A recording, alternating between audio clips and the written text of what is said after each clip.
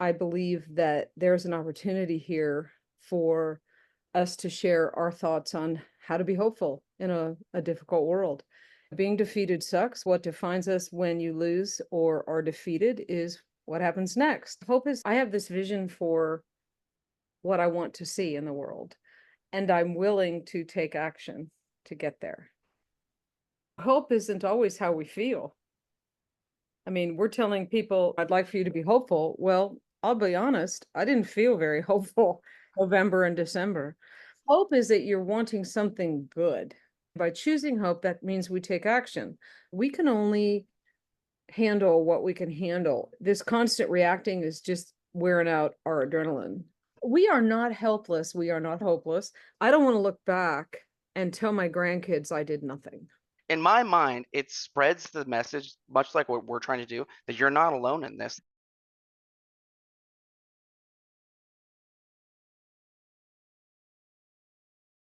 Sure.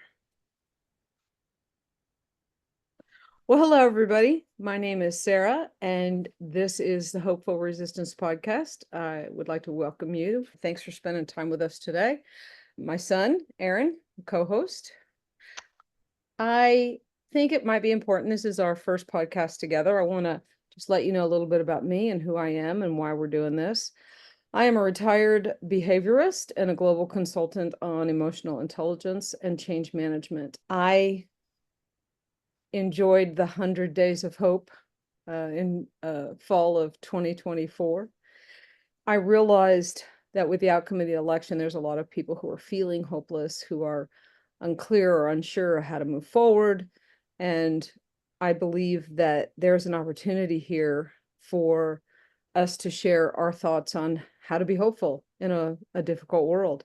And so we appreciate you joining us. Aaron, if you do just a little self-intro, let people know who you are.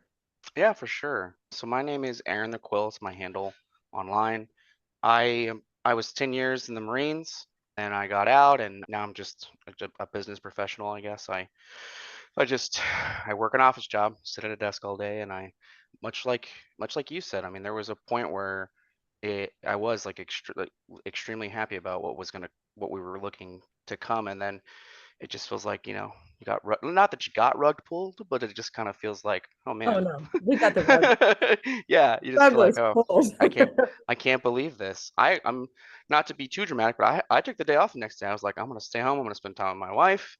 I'm just gonna chill today because it's needed some time to process. Okay, where do we go next? Now what? And that's the kind of the gist of the podcast is, being defeated sucks. We lost. Without credible proof, I accept the results of the election. Sucks. But I think what defines us when you lose or are defeated is what happens next. So here we are, Absolutely. making our voices heard. And so we're going to do these shows once a week. And Aaron, what are we going to talk about today?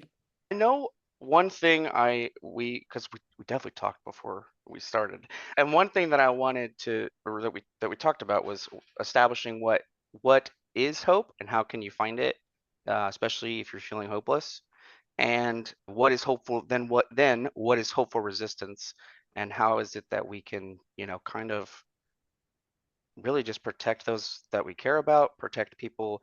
It doesn't even I would say it doesn't have to be people that you know, but people that you care about. That term can be so broad because you say, oh, well, like if you've got someone, you don't even have to know someone, but if you care about LGBT people, for example, what can you do to help them? You know, if I know the big one right now, especially this week, was the ICE raids, that have been going on. Yeah. And so, like, if you know people that are threatened by that, things that you can do, I want to say within the confines of the law. I'm not condoning anyone to break the law. So I think everything we're going to talk about is within the Right? confines of the law. So Let's talk about hope. I think from my perspective, and again, you're going to have people who are going to jump into semantics and pull out the dictionary and whatever, always. right? I always feel like as a behaviorist, we do have these fine lines between, I have hope, I have faith, I have, I have this feeling or whatever. From my perspective, hope is when, wishful thinking is, well, golly, I really wish that this thing would come true, and we sit back and wait for it to happen. But for me, hope is about, I have this vision for what I want to see in the world, and I'm willing to take action to get there. Yeah. Yeah, I've been thinking a lot this week about how do you find hope, and then by definition, what is it? And I found that for me finding it, that it was actually small right now. It's small things. So I didn't talk about this yet, but I'm married and I have 4 children. And I think about like the moments in my life that make me feel hopeful are like whenever I'm like in the room with my family. And like I'd say it like when I say small, that's what I mean. Like is like small moments. I think one thing that we've talked about before is you can find hope within community, right? If you find like-minded people that you can talk to and spend time with, that can kind of make you So more hopeful. let's, for anybody who's watching or listening or however they're consuming the episode, I I would say, hope isn't always how we feel. I mean, we're telling people, I'd like for you to be hopeful. Well, I'll be honest, I didn't feel very hopeful November and December, Yeah. but I consciously chose to be hopeful. That when you're kids, when you're with your, 4 kids, Oh yeah. they act up, you are hopeful that you are parenting them well and correctly to move through whatever difficulty they're having, but you don't feel hopeful at that moment. No.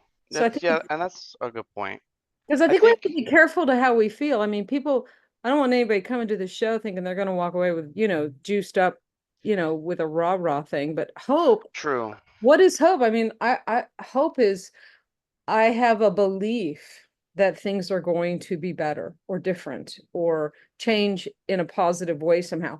I mean, let's go down the rabbit hole. I had someone argue with me. I don't believe that people who ascribe to the platform of hate that is pushed out in the world right now, Yeah. I, I don't think that's hope.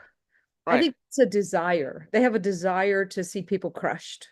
The Yeah, people that are, people that they would almost again, I know we don't want to go down into the yeah, this really yeah. sucks. It's kind of hard. Well, we can. But I know what you mean, like I don't want to get the people consumed. that So they have people less who are than. So ascribing yeah. to a platform of hate, they Yeah. are not having hope. They are having a desire. To Right. me, hope is that you're wanting something good.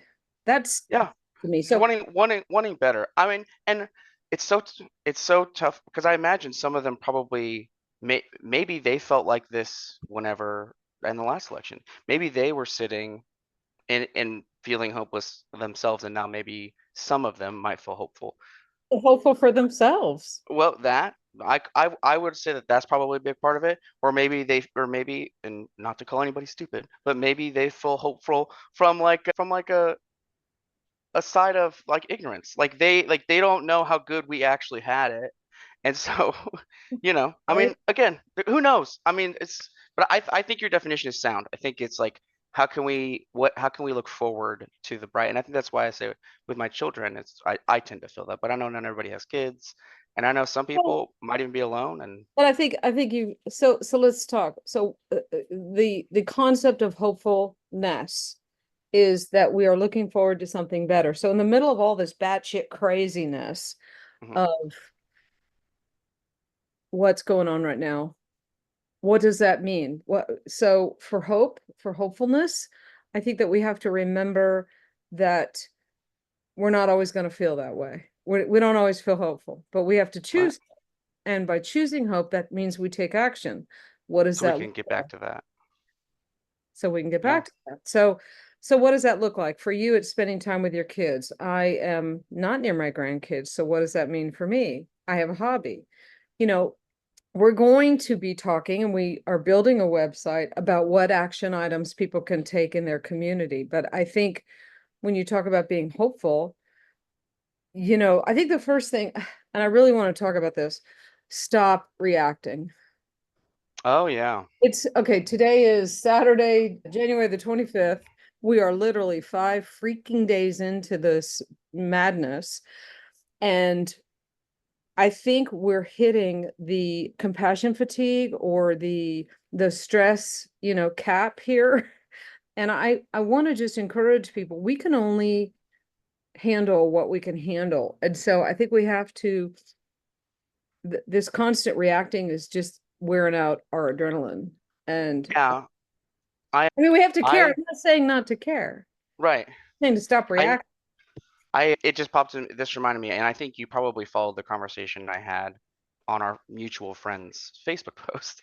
I actually Um, did not. I wanted oh, to give you, that's that well, that it's yeah. because I didn't want to, yeah, I wanted to give Yeah, you, you didn't want to chime in. didn't want Uh, to. and so, but when I had that conversation, I won't not with no details. I was just pointing out some points like, hey, this and this and this, and their reaction back was, well, aren't you doing that? And I was like, you're just kind of making my point. And they gave me like another feedback was like, oh, so you're just saying you too. And I was just like, if we're not going to talk about these points, I don't want to talk anymore. Well, I mean, And that's in the yeah, vein of hopeful resistance, how are we maintaining hope? Again, are we maintaining hope if we're arguing with strangers on the internet? yeah. And I mean, that I think is probably the biggest part of it because I will admit that part of me was like 2 paragraphs into a response, and then I was like, and then it just clicks in your head. You're just like, is like Doesn't matter. who am I reaching out to here? But If I'm see, just this is the thing. arguing in the comment section. We have to be careful as part of being hopeful. We have to be careful not to flog ourselves against the machine. We're raging against the machine. We're throwing our emotional bodies up against this huge platform of hate as if it's going to change anything. But that's not going to happen. But what will change things is what we do in our immediate vicinity. Right, So you're being a loving parent, you're, trying to get involved in your local community. I think we can lose sight of this picture with what's going on in the world. We feel like we have to change this platform of hate in America from the top down, but I don't believe that. I believe we have to change it from the bottom up. We have to pull out the roots. We have to undermine the foundation. right. And that's It, going to it, happen individually. that's so profound because it's like, I was talking to a friend of mine. He lives in Illinois. And he said they've been having a lot of the ice. We were talking about those ice raids. He says it's actually been seeing a lot of that. He said that they tried to go into a school Yep. that is in a predominantly Hispanic neighborhood, and the school wouldn't let them in. And I was like, okay, that's awesome. And what's more awesome is that the schools that I live near are basically sending out like basically like broadcast to the parents like, we will keep your children safe. We are You know, not we're not, like we're here yes, for to protect your kids. We're not going and to let anything happen. this is interesting. If you want to undermine the what am I trying to think of? The soul. If you want to undermine the the community, what do? You go after the children. Oh yeah. And Because so it now we feel helpless. with Oh every my with God, anything. they're going after the kids. So it's not Yeah. enough that we have school shootings. Now we've got Homeland Security has removed that barrier so that the ICE agents can go into the schools. Again, let's look at this. You're not going to change that. I'm not Mm-mm. going to change that. But what can we do? Well, we can print the flyers that we keep seeing on the internet, and I've downloaded them to give to you to upload to the website. We can print those out and hand them out to neighbors. We Yeah. can, we can make sure that We can encourage the people that listen and watch to do the same thing. I mean, exactly. yeah. I mean, we are not helpless. We are not hopeless. There's 75 million people who feel like we do. Yeah. And when I say we're not hopeless, I mean we are not without hope. We are not without hope. And so it's interesting though, I've been reading the articles. Again, this is the other thing I think we have to be careful about when we're trying to be hopeful. You absolutely have to be a A 24-hour news micromanager. cycle. Yeah. Well, you have to be a micromanager where you get your information. Yeah. Because I was reading about how they were detaining people from the Navajo tribe. Well, they are. Let's start with that. They Yeah. are the irony of that is not lost on me. And again, what are you going to do about it? Well, we need to make sure that people are aware, you've got to have contacts, you've got to, be sure that you have the information that you need, you have to be supportive. We're all going to have different roles. If you are listening to this podcast going, well, what am I supposed to do? I don't know. I can't tell you, but I can tell you there are going to be people who are on the front lines who are going to be picketing and protesting and writing the congressman and calling the congressman and showing up at places. But there's also going to be people who will plan and prepare. There will be people who will do research, people who will make flyers, people who will be sending out good energy, thoughts and prayers. Yeah, And I don't there's mean that and then ugly. and the other side of too. I know we talked about people that are going to be trying to spread as much like I don't want to as Correct much information, correct information. right? Yeah, yeah, and I was going to say information when I was like, yeah, but people hear information and then they Right. think, what kind of information? We're good at, But but yeah, each one of these roles are impactful. And we're not going to be, the Hopeful Resistance movement, the Hopeful Resistance podcast, the Hopeful Resistance Facebook page, website, all that. We are not going to be organizing anything other than we're going to be a clearinghouse of information. We're no, going to be finding and telling you where to go and what to do, right. um, and how to connect with those things. I- Aaron and I have talked about this multiple times. I don't want to look back and tell my grandkids I did nothing, Yeah, that I sat there. that I You know, just there, yeah, and I mean it's so much has happened, and it's so crazy because you just talked about how it's 5 days and so much has already happened, right? and fortunately so much has happened in the other way too. So in What the does that hopeful mean? way. Oh, okay. Tell me. Yeah, yeah. So I don't want to get again. I try to avoid the poor me. But as an outside as one big thing that really hit a lot of people, and everybody's seen it, is the threat to the 14th Amendment right now with a recent executive order. There Right. is Interestingly, there is a Reagan era judge, and I can't remember where he's from, who basically was like, this is just patently unconstitutional and blocked it. Yes.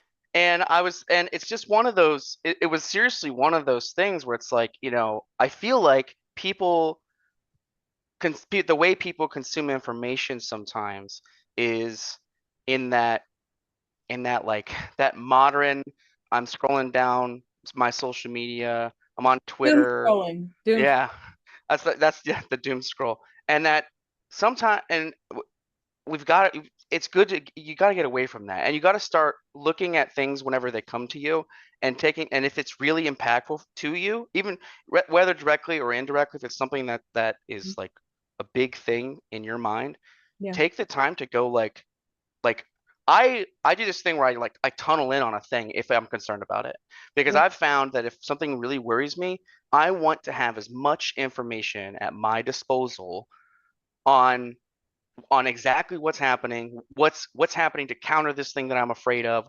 How can I That's that what thing. That's like that little, okay. So Dr. Teresa McPhail on Threads, I follow her, and right? that post that I shared with you and I'm just going to read it. I know Okay. it's counterintuitive, but reading about dictatorships and authoritarian government is actually helping me because nothing lasts forever. I may not live to see things get better, but somebody else might. And all I have to do is keep educating college students, reading history, communicating, building community,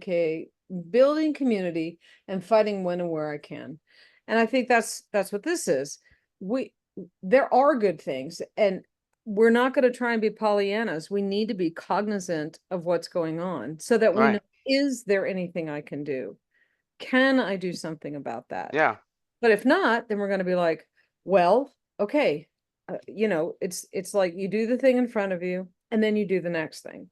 If I can't do anything about this, okay, what can I do? We can protect our LGBTQ plus community Right. by speaking up when they are treated badly, by communicating with government officials about this and that. We can, I mean, something as simple as honoring their name. Yeah. If you're Susie or if you're Sam, I don't care. There's no executive order that will change who you are. Right. And I right? mean, exactly. And it's one of those things where we can be defiant without Violence. without violence.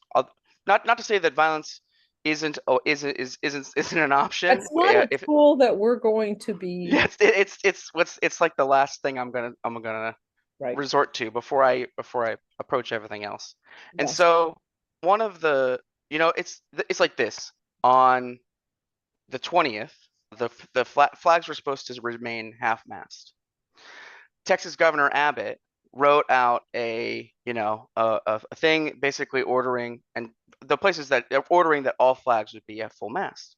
Now, the only places that he can really control are like state houses. They have to follow that because it's an order from Right. the governor. But we have a car dealership here where I live, and Well, they those they huge fly. flags off of, Yes, yes, yeah, yeah, yes. yeah. Were they at full, And were they at half staff? they were full mast, or no, they were half mast. And I was just like that, like it's that kind of stuff, It right? is. It's that kind of stuff because it's in my mind it spreads the message much like what we're trying to do, that you're not alone in this. Like No, and it feels it like you're sucks. alone if you don't look for it. It Yeah, does. I mean, I do follow some people who share a lot of negative news, but they're trying to share it to get to people's spread the attention. I don't yeah, think they're trying to be dramatic. I think they're like, okay, is anybody awake right now? Is anybody paying attention? yeah. And one of the things that sorry, one of the things Oh, girl. my brain overloaded with all the things that I wanted to say, and so I just like, okay, stop and Lock, like lock, lock. yeah, Okay. and like Okay. reaccumulate yourself. Everybody We who's get listening or watching with ADHD is going, yes, I know what yes, I to do. feel it. I started taking meds for that. We'll talk about it Cool. another time. Are they helping? Oh yeah, for sure. Awesome. I think I'm just a little wound up. I train Brazilian Jiu-Jitsu. I've been training it for 7 years. I had it today, and usually after class, I'm in like a weird. I am both You're tired pumped and up. Yeah, but amped, you're pumped up. Yeah. and so that's why it's like my brain just rattled through a bunch of things. What I was getting at was we get so caught up in our daily lives sometimes that we become apathetic to the things around us, not because they don't matter, but because right now I immediately have to take care of something that is important to me in Survival. the moment, I mean, right? I mean, literally, let's be fair. How many people that may listen or watch this? I mean, you and I are, excuse my French, we are so effing privileged. Yeah, We are white, we are heterosexual, we are, I mean, the list goes on, and we are not feeling threatened. But how many of our friends and family and loved ones are? I mean, and not just that, they were struggling before. The price of eggs are what, $8, $9? These yeah. people are It's just trying to survive. So I've to I've think seen about how one do I some as high as like combat, 15. It's crazy. oh my God. Yeah, it's Well, nuts. to think about how am I going to combat what's happening? It's like, dude, I'm just trying to pay my bills right now. Yeah, I get that. And so we have to honor that as well, that not everybody can fight this fight. But if they can come here and listen, that it's going to be, it's gonna be okay. Maybe it won't be okay this year. This year may suck, but then we have to build our communities so that we're taking care of each other. right. Especially I mean, again, I don't want to get all I don't no, I don't want to get I'm like I Okay, don't want so to get let's all doom pause and because gloom. I think it's important that anybody who's watching or listening, I need to be fair. Aaron and I are trying to make a commitment to not get too political. We want to talk about hope and hopeful resistance and what action items you can take. But it is difficult at best Difficult, to not especially say, because we normally talk and we that's what we talk about. We talk and not doom and gloom, but just kind of like it's just that information sharing. it It's just is. It is. And we it's might be more comfortable as we move forward to do that. It's just there are pundits out there who can much more clearly express what's going on. oh And yeah. I also don't want to go down this political rabbit hole of whatever. We There's really, also really great people online what do you on you. recommend while we're here? Oh, I actually so I'm just gonna pull up my YouTube. That's why we do it this way. Yeah, so his name is Josiah. He runs a political channel. I want to say it's called like You know what? I'll just find him on Twitter because There's a I. girl, while you're looking that one up, there's a girl that I follow on a woman, girl, lady that I follow on Threads. It's I Am Politics Girl, I think is her name. Oh, I'll check that one out. His Well, YouTube channel is called Pondering Politics. oh, He yes. does he like his whole thing is is news and commentary. He does debates. Not everybody likes debates. I really like debates because Of course. I like to see. Well, I like You like yeah, to but hear but the I like other to see my ideas perspectives. challenged. You Mhm. know, I because I feel like that's how we grow as people. I feel like it's it's just one of those things where like if you watch a political debate, it's sometimes it can be really cathartic because you'll see someone that Wait, is hang on. I have yet to see an orchestrated political debate that was cathartic.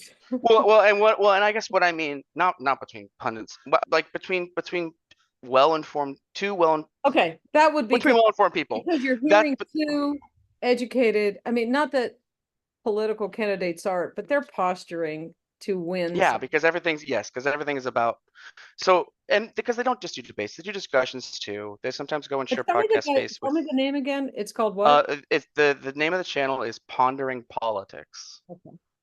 And the Um name, and this is on YouTube? yeah, yeah. Okay, so the He's one re I was telling about on YouTube, it's called Politics Girl. Politics Yeah. Girl. I mean, she talks about all sorts of stuff and badass. Subscribe. Yeah. Yeah, no, and I love this format. Like I love the format because a lot of the ones that I watch they do the same thing where it's like a person and they sit and they'll talk, you know, about what they think. And then they like a lot of the guys I watch now are going on some of these uh counter thought opposing podcasts. Okay. Yeah, and they're sitting down with the people that they don't share views with and they're having conversations with them and then they So bring that footage back and they talk about like let's talk about that for a second while we're talking about being hopeful. And we touched on this a little bit before. I want to be sure that to clarify that I don't think that part of being hopeful means that you are arguing with people who are not willing to listen about anything. I right. am a huge unfriend, unfollow, block, whatever, Oh yeah. for people who are not open to the conversation. Yeah, who aren't good faith. And I will say I am probably because of I mean I'm 63. I have had it up to here with, you Oh, you're know, not I'm here. But yeah, yeah, I'm you're like yeah, yeah, way we're well you can't yeah. even see how far I I've had know, it. right? It's up there somewhere. Yeah, I've had it with people who just like literally have unfriended on social media. I should say I've disconnected on social media with people whose comments are um well, that doesn't apply to me. I actually disconnected from a friend who was saying, well, you know, that LGBT her comment was that LGBTQ stuff doesn't apply to me. Oh, oh, okay. Well, okay, let's not care about our community. Yeah, all right, I So guess. I want to I'm going to write this down for a future topic when we're talking about being hopeful. I want to talk about respecting, you know, pronouns, respecting people's names. And I'll have to do some research because I'm not well informed on the thing. I have opinions about why Christians get so wrapped up about pronouns and sexual orientation and blah, blah, blah. And So, one thing, and we don't have to talk about it, I guess, after. One thing I want to, I guess, not defend, but just the reason I think that that kind of online content is so helpful is so people can know that there are very popular political I know she, uh, commentators yeah. that are out there fighting the good fight. I mean, they're like I would say, like you talked about earlier, I would say they're like the front line Yeah, and we are that we can not. support. You To know? be very clear, I mean, you know, there's so many nuances of this whole world situation we find ourselves in, right? I am not disconnecting from Republicans, but if you're a Trumper in my life, we are at arm's length, if not further. You know, I feel like we can disagree about policies. You bet we can, but I'm not going to disagree about values or Yeah, morality. and that's such a tough conversation to have right now, Well, it is you know. because you So could, I mean, I guess you could technically, it's interesting because I do have friends who are Republican, but not Trumpers. I'm not quite sure how you could achieve that, but they're you know, rhinos, Mom. Sorry, I don't know if right. you know what No, that no. means. Okay. Well, I mean, the conversation was about taxes. And then I realized, well, if we want to tax the billionaires, that is a moral issue because you're a gazillionaire. You know, we could tax you and you wouldn't even notice, and that money would go for infrastructure in whatever city, state, country you live in. Yeah, So isn't that a moral issue?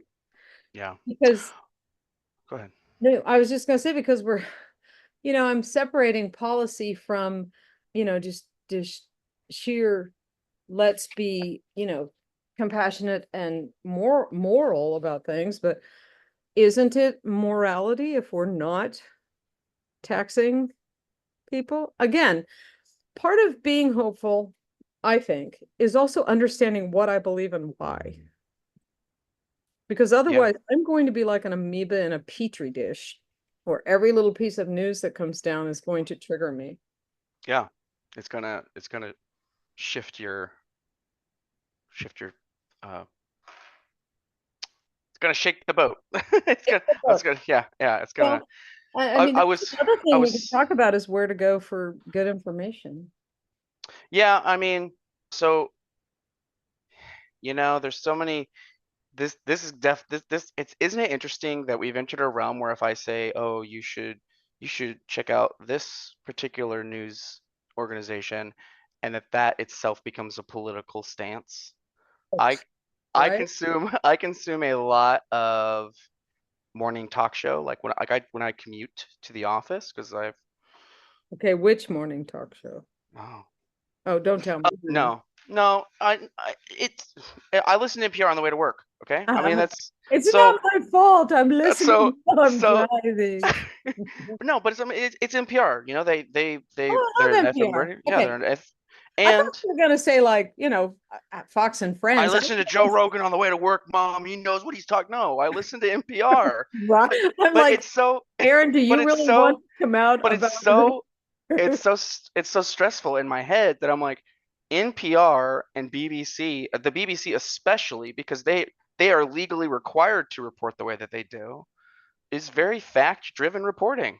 And Okay, what? there's Wait. For the slow people, I'm gonna write this down. The BBC is legally required to. yeah, so the way that and I only read about this actually I haven't read about it in a while. Now I think about it, I was talking with someone about it recently Okay. because they are a company based out of the UK, the way that news reporting is done in the UK is that it has to be because they have political opinion, but whenever they report news about current events, it has to be very factually driven reporting.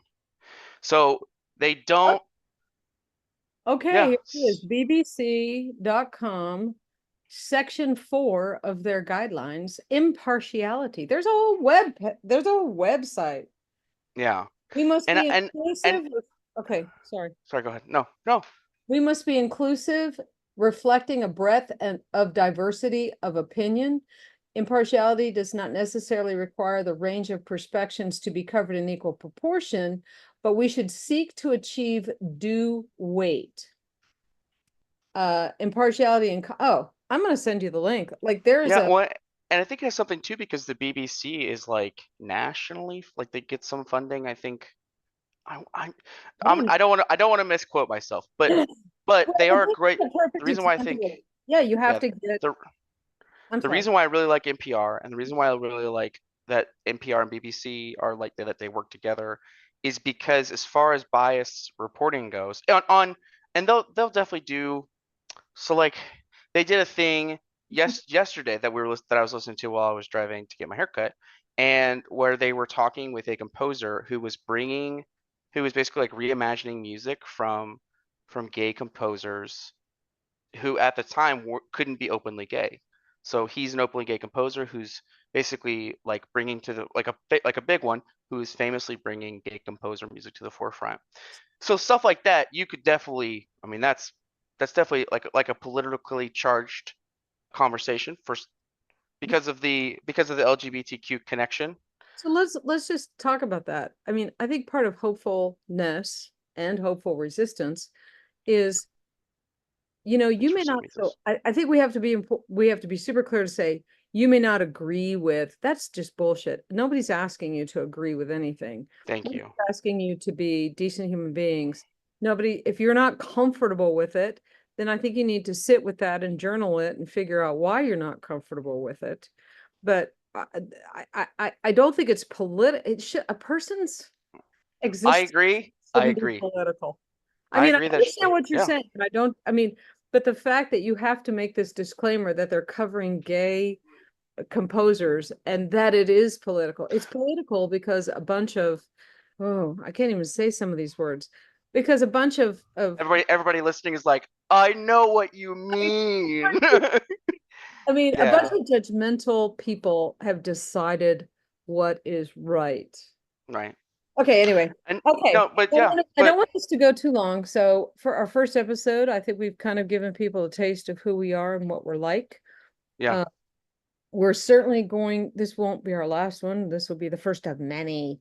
We have so much to talk about. Yes, we do. And one thing I want to say, thank you for making sure we bring it back around because you know me, when I get to going, and it's not that I want to complain, it's that information drive, You right? have I so want to much get to say. I yeah, I'm not trying, and my thing is I always tell my friends, I'm not trying to virtue signal. I'm trying to I base the way that I think, the way that I feel on what is what is true, not it, and like what is true by like supportable with facts.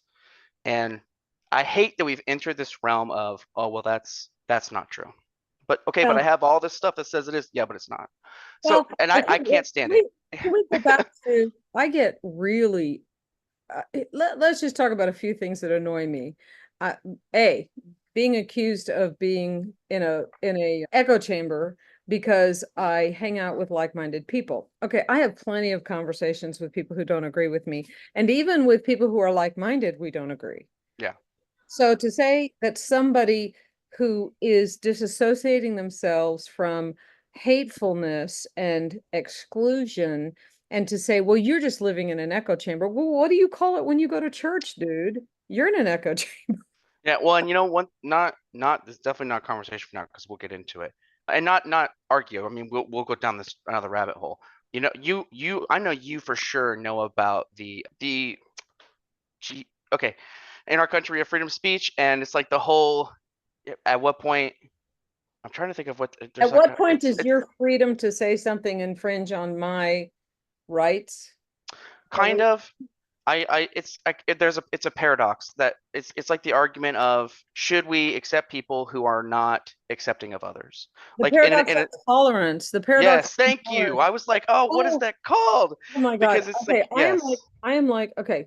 what that's got to be a whole episode because Okay, I'm we gonna could write talk. that down. The paradox of Yeah, intolerance. But basically, I don't have to tolerate your bullshit if you're intolerant of other people. yeah, and then the argument about the your right your right to speech, Freedom to speech. and yeah. So again, I don't want to go down rabbit holes, but for me, it's really simple. You are free to say whatever you want, and I am free to tell you to shut the fuck up. Well, um, okay. and I mean, Now I have to bleep I'm, that out. Thanks. I know, It's a I'm bunch, sorry. buddy. But it's that gets so lost sometimes. Well, I also Um, think I mean, freedom of speech is also you're not free from the consequences of your speech. yes, Okay, yes, we have so much to talk about, but yes. we need to cut this short. Any last words? Well, I you just have Um, a bunch of last words, but no, I mean, okay. thank you for including me on this. No, And I'm excited. so, Okay, for those of you who are listening or watching, thank you so much for being with us today. And until we get together again, bye for now.